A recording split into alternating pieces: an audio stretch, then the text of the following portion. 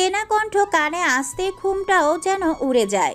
লাফিয়ে উঠে বসে পড়ে, ফোনটা কান থেকে সরিয়ে সামনে নিয়ে আসে। হ্যাঁ, এটা তুরানের নাম্বার। তুরান ফোন করেছে, কিন্তু এত রাতে কেন? অবাক চোখে ফোনের দিকে তাকিয়ে আছে পিহু। তুরান আজ পর্যন্ত পিহুকে যতবার ফোন দিয়েছে সবই দিনে, কোনো দরকার ছাড়া অযথা কখনো ফোন করেনি। আজ হঠাৎ রাতে ফোন দিতে দেখে কিছুটা অবাক হয়েছে পিহু। তুরানের আওয়াজে পিহুর ভাবনার ছেদ ঘটে। ফোনটা কানে নিতেই শুনতে পায় তুরানের কাতর কণ্ঠ। কথা কেন বলছিস না পিহু? তুই কি আবার আমার উপর কোনো কারণে রাগ করেছিস? কিন্তু আমি তো কিছু করিনি। এতক্ষণে হুঁশে ফেরে পিহুর, ব্যস্ত কণ্ঠে বলে, না না, আমি রাগ করিনি। আপনি হঠাৎ এত রাতে ফোন দিয়েছেন, তাই একটু অবাক হয়েছি। কোনো দরকার ছিল কি? থেমে যায় তুরান, একটা লম্বা শ্বাস নিয়ে বলে, তোকে দরকার, খুব দেখতে ইচ্ছে করছে তোকে। তুরানের কথা শুনে হকচকিয়ে যায় পিহু। তুরান আজ পর্যন্ত কখনো পিহুর সাথে এভাবে কথা বলেনি। প্রয়োজন ছাড়া বাড়তি কথা বলতে শুধু পিহুকে রাগানো পর্যন্তই ছিল সব কথা। আজ প্রথম তুরানের মুখে এমন অদ্ভুত কথা শুনে অবাক হয়ে যায় পিহু। এইসব কথা বলছে কেন? মাথা খারাপ হয়ে গেছে নাকি? ভ্রু কুঁচকে পিহু জিজ্ঞেস করে, এসব কি বলছেন? আমাকে দরকার মানে? মানে তো বললামই, খুব দেখতে ইচ্ছে করছে। একবার ভিডিও কলে আসবি? গভীর রাতে তুরানের কাতর কণ্ঠে বলা কথাগুলো আরো গভীর শোনাচ্ছে। তুরানের এমন ব্যাকুল কণ্ঠে পিহুকে দেখতে চাওয়ার আবদার পিহুর বুকে তীরের মতো বিচ্ছে। অস্থির লাগছে পিহুর। এমন কেন করছে উনি? কণ্ঠটাও কেমন যেন শোনা যাচ্ছে। সাথে সাথে ফোন কেটে ভিডিও কল করে পিহু। পিহুর কল করতে দেরি, কিন্তু তুরানের রিসিভ করতে দেরি নেই। ফোনটা সামনে ধরতেই ভেসে ওঠে তুরানের মুখ। তুরানকে দেখেই বুকের ভিতর থক করে উঠে পিহুর। চোখ দুটো লাল, চুল এলোমেলো, মুখটা শুকনো, চেহারায় যেন অসুস্থতার ছাপ। সব সময় নিজেকে পরিপাটি করে গুছিয়ে রাখা ছেলেটাকে কেমন যেন ছন্ন ছাড়া পাগল পাগল লাগছে। অস্থির হয়ে যায় পিহু। এ কি হাল করেছেন নিজের? কি হয়েছে আপনার? আপনি কি অসুস্থ? পিহুর অস্থিরতা দেখে হালকা হাসে তুরান। চোখ চার পিহুর গায়ে জড়ানো নিজের শার্টের দিকে। ভালো লাগায় বুকটা ভরে যায় তুরানের। একটু চুপ থেকে কাপা কাপা কণ্ঠে বলে, ঠিক আছি আমি। এত ব্যস্ত হচ্ছিস কেন? তুরানের কণ্ঠ শুনে এবার পিহু নিশ্চিত যে তুরান অসুস্থ। পিহু যেন আরো অস্থির হয়ে ওঠে, ভয়াত্মক কণ্ঠে বলে, এইভাবে কথা বলছেন কেন আপনি? আপনার কি জ্বর এসেছে? বলুন না প্লিজ। হুশ, এত কথা কেন বলছিস? তোর বকবক শুনতে কি ফোন দিয়েছি বেয়াদব? একটু চুপচাপ বস, তোকে একটু দেখব। তুরানের ধমক শুনে কথা থেমে যায় পিহুর। তবে মনের অস্থিরতা এক ফোঁটাও কমছে না। তুরানের শুকনো মুখ দেখে বুকের ভিতর বড্ড ব্যথা করছে। পিহু জানে তুরান তার রুমে একা থাকে। রুম শেয়ার করা ওর পছন্দ নয়, তাই একটা রুম নিয়ে সেখানে একাই থাকে। তাই অসুস্থ হলে কেউ জানতেও পারবে না। একা একা কিভাবে কি করবে, চিন্তায় পিহুর হাত পা কাঁপছে। তুরান সচরাচর অসুস্থ হয় না, তবে অসুখ বিসুখ হলে সেটা মারাত্মক আকারে হয়। সব চিন্তা একসাথে এসে পিহুর মস্তিষ্কে আঘাত করছে যেন। পিহু আর নিজেকে সামলাতে পারে না। এক সময় চোখের অবাধ্যগত দৃষ্টি কিনারা বাঁধ ভেঙে বেরিয়ে আসে।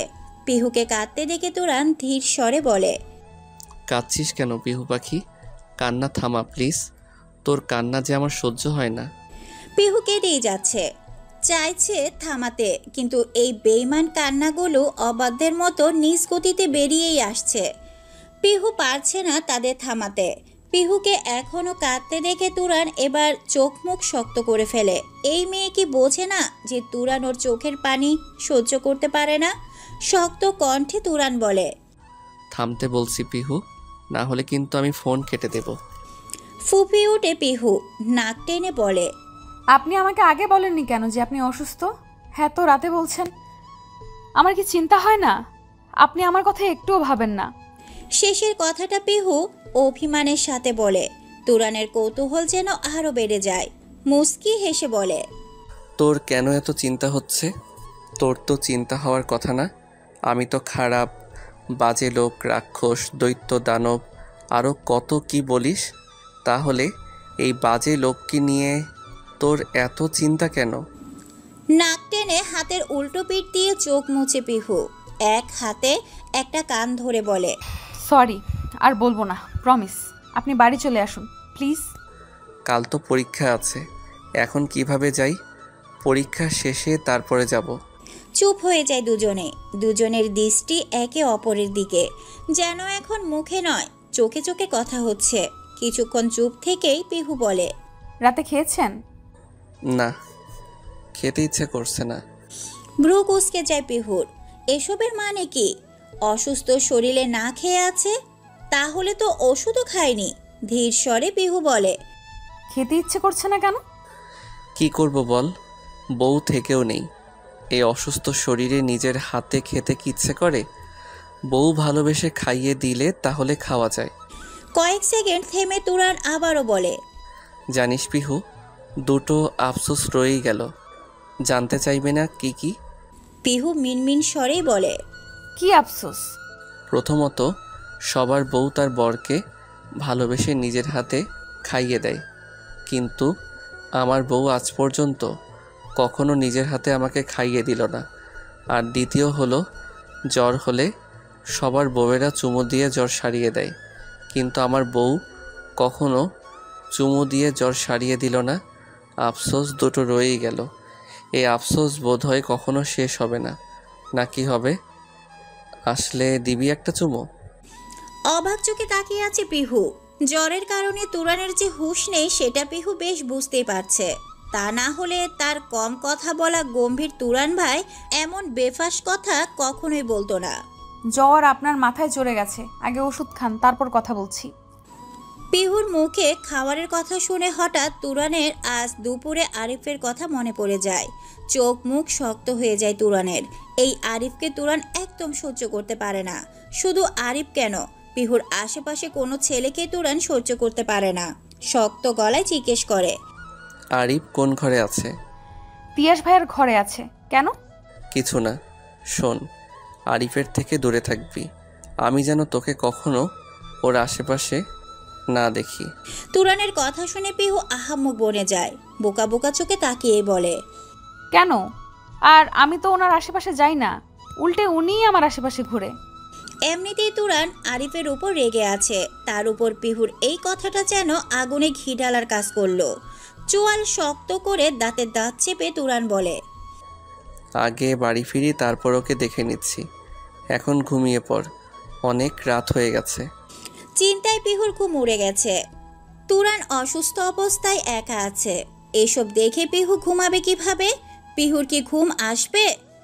একদম আসবে না। তুরান কি এসব বোঝে না? পিহু কাতর কণ্ঠে বলে, ঘুম আসছে না, কথা বলুন না প্লিজ।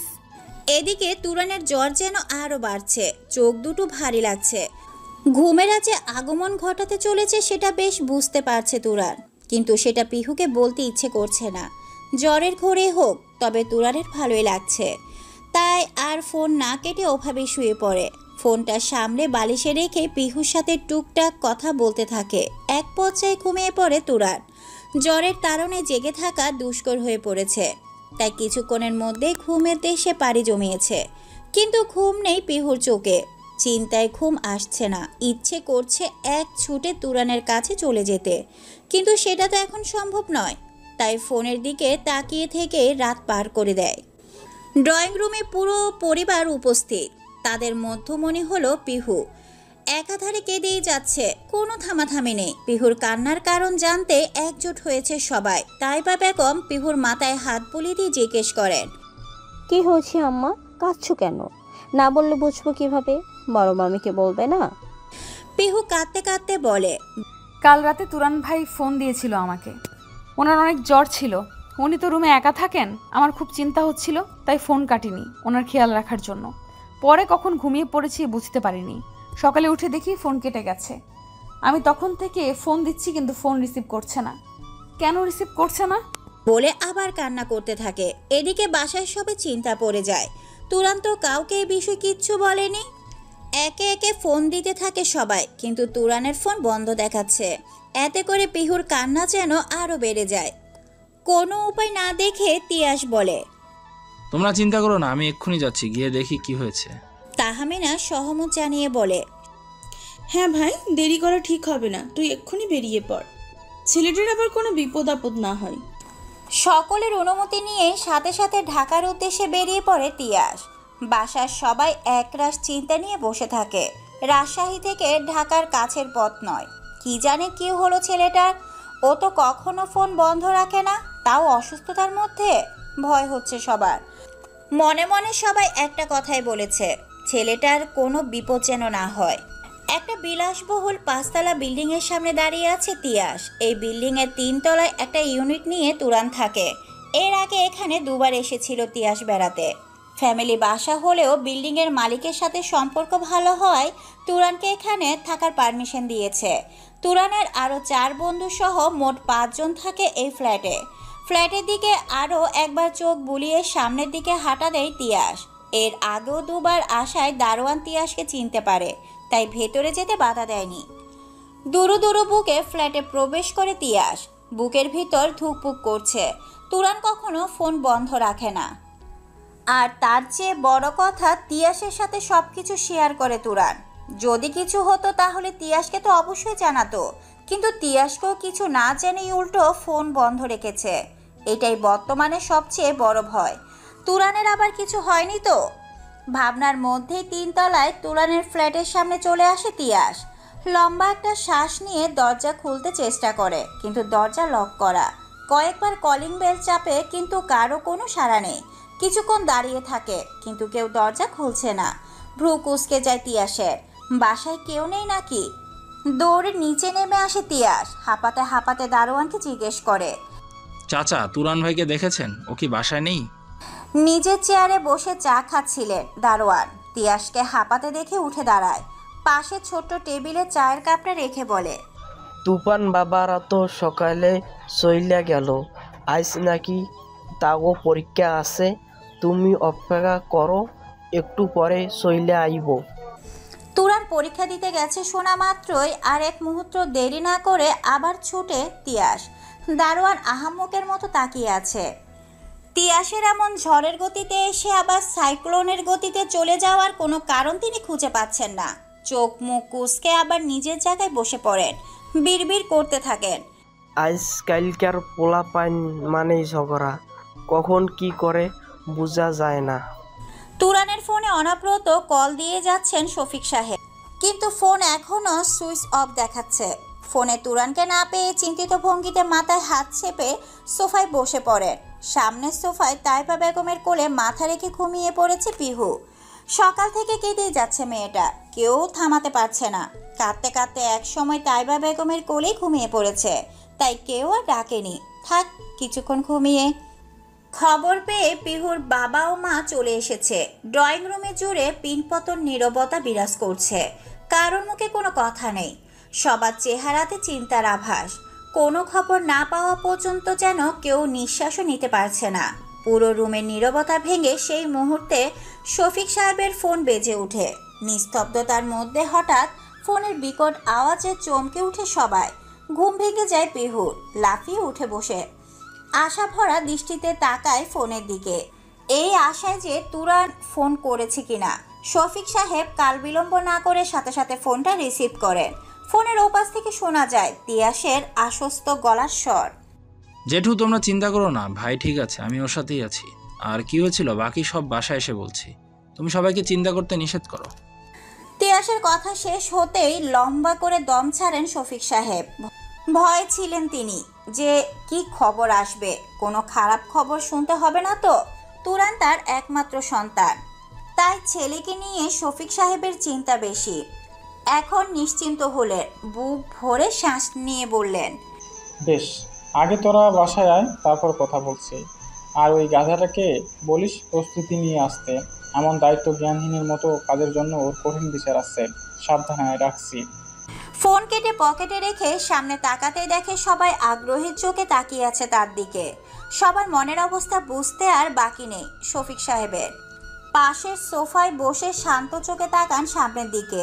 সবাইকে আশ্বস্ত করে বলেন, চিন্তা করো না সবাই, তুরান ঠিক আছে, তিয়াস তুরানের সাথেই আছে, আর ওরা বাসায় ফিরছে। এর চেয়ে বেশি কিছু বলেনি, বাসায় আসলে সব বলবে, কেউ চিন্তা করো না। তুরান ঠিক আছে শুনে সবাই নিশ্চিন্ত হলেও ছোট্ট পিউর মনে ফের অভিমানের পাহাড় গড়ে ওঠে। যদি সে ঠিকই থাকে তাহলে ফোন কেটে দিয়েছিল কেন? আর সকাল থেকে ফোন বন্ধ করে কেন রেখেছে? ফোন বন্ধ করার তো কোনো প্রয়োজন ছিল না। তবে কি তুরান ইচ্ছে করে পিহুর সাথে এমন করলো? ইগনোর করছে পিহুকে? তবে কি তুরান পিহুকে চায় না? অভিমান হয় পিহুর। মনে মনে ঠিক করে তুরান আসলে এবার আর ওর সাথে কথা বলবে না। পিহুর রাগ না ভাঙানো পর্যন্ত কোনো মতে পিহু কথা বলবে না। সোফার উপর মাথা নিচু করে বসে আছে তুরান। খুব সপ্তপনে নিজের ব্যান্ডেজ করা হাত ডান হাতের পকেটে ঢুকিয়ে বাম হাতে ফোন নিয়ে বসে আছে। একটু আগে বাসায় এসে পৌঁছেছে দুজন। তুরানের ঠিক সামনে বরাবর বসে আছেন শফিক সাহেব। নিজের দক্ষ নজরে ছেলের দিকে গভীর দৃষ্টিতে তাকিয়ে আছেন। তুরান নিজের ব্যান্ডেজ করা হাত সবার থেকে লুকিয়ে রাখলেও সেটা চোখ এড়ায়নি শফিক সাহেবের। ছেলে তার কিছু লুকাতে চাইছে, এটা বুঝতে পেরে তিনি আর কিছু বলছেন না। যেটা বলার প্রয়োজন সেটা তুরান নিজে থেকেই বলবে। ছেলের উপর এটুকু আস্থা তার আছে, কিন্তু থেমে নেই তাইবা বেগম। তার মতে সব দোষ তুরানের। তাই বাসা আসা থেকে তাইবা বেগম বকে যাচ্ছেন তুরানকে। তোর কোনো বোধ বুদ্ধি নেই তাই না? এমন কাজ কেউ করে? ফোন বন্ধ রেখে কি কার্য করছিলি শুনি? জানিস মেয়েটা কত ভয় পেয়ে গেছিল? সে সকাল থেকে কান্নাকাটি করে অসুস্থ হয়ে পড়েছে। সে খবর আছে তোর? মানে কোনো দায়িত্ব জ্ঞান নেই তোর, তাই না? তিয়াস কিছু বলার জন্য মুখ খুলতে তুরান হাতের ইশারায় থামিয়ে দেয়। অনেকদিন পর তার মা তাকে বকছে। এই বকাটা তুরান খুব মিস করত। তাই তিয়াসকে কিছু বলতে না দিয়ে নিজের মাকে বকার সুযোগ করে দেয়। বেশ ভালোই লাগছে তুরানের। এদিকে তাইবা বেগম তুরানকে বকেই যাচ্ছে। মেয়েটাকে কত কষ্টে থামিয়েছি জানিস? তোর জন্য মেয়েটা সবসময় কষ্ট পায়। ইচ্ছে করছে আচ্ছা করে তোর কানটা মলে দেই। শুধু বড় হয়ে গেছিস বলে সেটা করতে পারছি না। কি রে, এখন কথা বলছিস না কেন? এই পর্যায়ে তিয়াস মুখ খুলে হুট করে বলে ফেলে, বড় মা, তুমি কিছু বলতে দিলে তবে তো বলবে। তুমি তো ভাইকে কিছু বলতেই দিচ্ছ না, তখন থেকে শুধু নিজেই বলে যাচ্ছ। তিয়াসের কথা শুনে ওর দিকে চোখ গরম করে তাকায় তাইবা বেগম। রাগী কণ্ঠে বলেন, এই একদম ভাইয়ের পক্ষ নিবি না। তোরা দুটো সমান শয়তান। দুটো একসাথে থাকলি আর একজন অন্যজনের কুকর্মের পর্দা দিবি। তোকে তো আগে পেটানো উচিত। আরে বড় মা, আমি কি করলাম? তুরানের অস্থির নজর পুরো বাড়ি জুড়ে বিচরণ করছে। মার ভাইয়ের তর্কের দিকে কোনো মনোযোগ নেই। মূলত তুরান পিহুকে খুঁজছে, কিন্তু এখানে পিহু বাদে বাড়ির সবাই আছে। এই পিহু গেল কোথায়? খুঁজতে খুঁজতে চোখ যায় তাহমিনার দিকে। তাহমিনা চোখের ইশারায় দোতলায় তুরানের ঘরের দিকে কিছু দেখায়। বোনের ইশারা বুঝতে পেরে হুট করেই উঠে দাঁড়ায় তুরান। সবার দিকে একবার তাকিয়ে বলে, তোমরা নিজেদের মধ্যে আলোচনা করতে থাকো। আমি খুবই টায়ার্ড, রুমে গিয়ে একটু রেস্ট নিব। রাতে খাওয়ার সময় তোমাদের প্রশ্নের উত্তর দেব, এখন নয়। বলে তুরান আর কাউকে কিছু বলার সুযোগ না দিয়ে সিঁড়ি দিয়ে উপরে চলে যায়। তার চোখ চেয়ে পিহুকে খুঁজছে। আশা থেকে আর চোখে খুঁজে যাচ্ছে পিহুকে, কিন্তু কোথাও দেখতে পাচ্ছে না। মেয়েটা যে অভিমান করে ঘরের এক কোণায় চুপটি করে বসে আছে সেটা তুরান খুব ভালো করেই জানে। রুমে ঢুকে চারিদিকে একবার নজর বুলায় তুরান। পিহু রুমে নেই। অন্য কোথাও না খুঁজে চলে যায় সোজা বেলকনিতে। এখন সময়টা সন্ধ্যা, তাই খুব বেশি অন্ধকার নামেনি। বেলকনির আবছা অন্ধকারে পিহুর অভয় স্পষ্ট বোঝা যাচ্ছে। বেলকনির রেলিং ধরে চুপচাপ দাঁড়িয়ে আছে পিহু। দৃষ্টি তার সোজা সামনের অন্ধকারের দিকে। এগিয়ে যায় তুরান। পিহুর ঠিক পাশাপাশি দাঁড়িয়ে নিজেও সামনের দিকে তাকায়। সন্ধ্যার আবছা অন্ধকারে সবকিছু স্পষ্ট দেখা না গেলেও রাস্তায় চলাচল করা গাড়িগুলো বেশ ভালোই দেখা যাচ্ছে। ঘুরে দাঁড়ায় তুরান। নীরবতা ভেঙে বলে, কথা বলছিস না কেন? কোনো উত্তর নেই। নিশ্চুপ হয়ে আছে পিহু, যেন তুরানের কথা সে শোনেনি এমন ভাব। তুরান বেশ বুঝতে পারছে যে পিহু একটু বেশি রেগে গেছে। আরও 2 ধাপ এগিয়ে আসে তুরান। 2 কান ধরে বলে, সরি, ভুল হয়ে গেছে আমার, ক্ষমা চাইছি। এই পাপির ক্ষমা কি গ্রহণ করা যায়? পিহু দৃষ্টির সামনে থেকে সরেনি। সামনের দিকে তাকিয়েই বলে, ইচ্ছাকৃত ভুলের কি কোনো ক্ষমা হয়? যদি বলি ভুলটা ইচ্ছাকৃত ছিল না, তাহলে কি আমি ক্ষমা পাবো? ঘুরে তাকায় পিহু। তুরান শান্ত চোখে তাকিয়ে আছে পিহুর দিকে। তুরানের এমন ঠান্ডা গলা শুনে ভ্রু কুঁচকে যায় পিহুর, কিন্তু অভিমান কমে না। তুরানের দিকে তাকিয়ে অভিমানী কণ্ঠে বলে, ভুলটা ইচ্ছাকৃত হোক বা অনিচ্ছাকৃত, কিন্তু এটা শতভাগ সত্যি যে আপনার কাছে আমার কোনো মূল্য নেই। যদি মূল্য দিতেন তাহলে বুঝতেন আমারও চিন্তা হয়। কোনো সমস্যা থাকলে একটা ফোন করে বলতে পারতেন। ফোন বন্ধ রেখে কি বোঝাতে চাইছিলেন? আপনি কি জানতেন না যে কল কেটে গেছে? দেখলে আপনার খবর নিতে আমি ফোন করব? বলুন, জানতেন না?